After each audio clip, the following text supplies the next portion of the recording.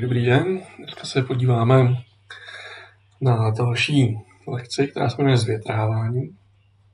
A potom, co jsme si minule vysvětlili, jak nám vznikají pohoří, tak dneska se podíváme, jak se těch pohoří zase zbavíme, když to řekneme jednoduše.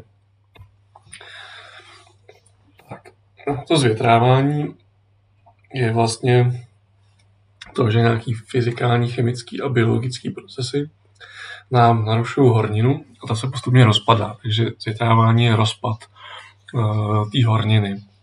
Třeba toho pohoří, který nám vznikne na rozhraní těch litosférických desek, jak jsme si říkali minule. Máme tady teda ty 3 druhy. Máme tady ukázky každého z nich, tak tady na tom prvním oranžovém nebo béžovém obrázku je nakreslený, jak se nám rozpadá balvan díky vlastně mrazovému zvětrávání, takže to je to fyzikální. Tady máte chemický, to je nějaký vápenec. Jak víte, tak vápenec je hornina, která se velmi snadno rozpouští ve vodě, takže ta voda, která tady proudí po tom svahu, po té skále, tak nám vlastně rozpouští tu horninu pod sebou, ten vápenec. A tady máte naznačený, jak nám třeba kořeny stromů narušují tu horninu někde hluboko vlastně v podloží. Tak, pohoří, které teda vznikly, co jsme si ukazovali minule a předminule, tak ty se nám vlastně postupně začínají rozpadat díky právě tomu zvětrávání. Kdyby to tak nebylo, tak by ty hory rostly do nekonečna a celý svět by byl pokrytý ohromnýma horama. A asi si to nedovedete představit, asi nikdo, takže to zvětrávání je vlastně takový opak k vytváření těch hor. Máte to tady trošku nakreslený na tom obrázku vpravo, kdy nám tady vzniknou nějaký vysoké hory. A ty působí právě teda ty fyzikální procesy, které se ještě tady povíme. A snižují nám vlastně ty hory, když to takhle řekneme zjednodušeně. A to, jakým způsobem se nám rozpadá ta hornina, tak všichni jste viděli, že ta hornina může se rozpadnout do spousty různě velkých vlastně úlomků a podle velikosti je dělíme a jich se různě jmenujou.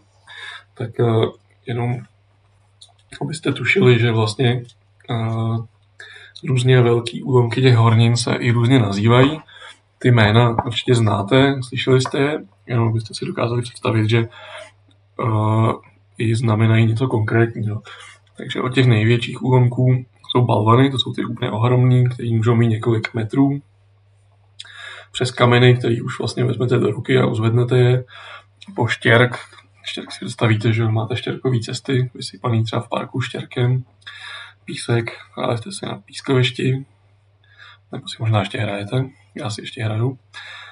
Prach taky všichni znáte a jíl, to je úplně ta nejjemnější. Tak jenom, že všichni znáte tyhle jména, ale abyste si uvědomili, že znamenají něco konkrétního. Tak když se podíváme na ty 3 základní typy zvětrávání nebo druhy, tak fyzikální zvětrávání nám vlastně způsobuje sluneční záření, třeba vítr, déšť a mráz.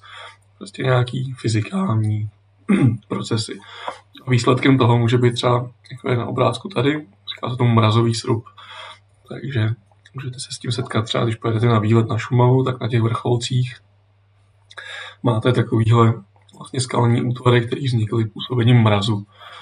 Ten mráz vlastně roztrhal ty původní vysoké kopce a zbyly tam jenom takovýhle vlastně skalky.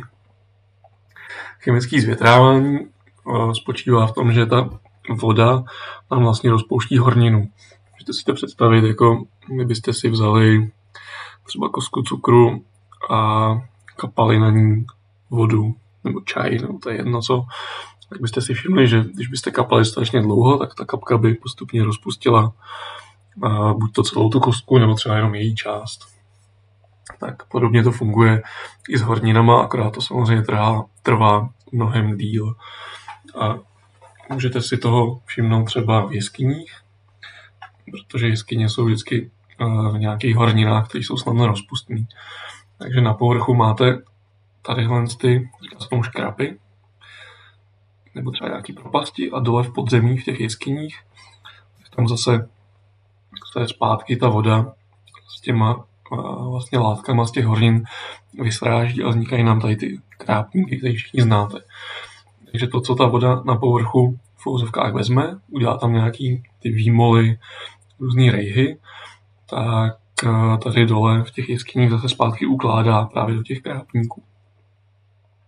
Tak biologický zvětrávání, to si asi všichni dokážete představit. Máte třeba kořeny stromů, který vám roztrhají tu horninu, jak je to tady na tom obrázku. Tady máte strom, který vám vyrůstá z nějakého kamene, tak si můžete představit, že před 100 lety tady vyklíčil nějaký malý semenáček, třeba něco, co je asi dub nebo buk.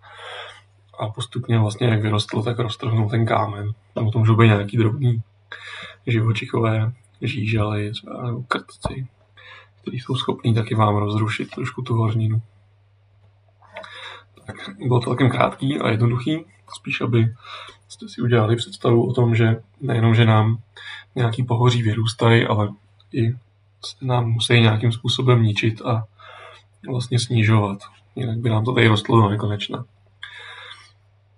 Tak ještě vám dám odkaz na docela pěkný video, který nám shrnuje těch několik předchozích vlastně hodin, které jsme probírali. Je tam něco o zemětřesení, o sopkách a o tom, jak nám vznikají třeba pohoří.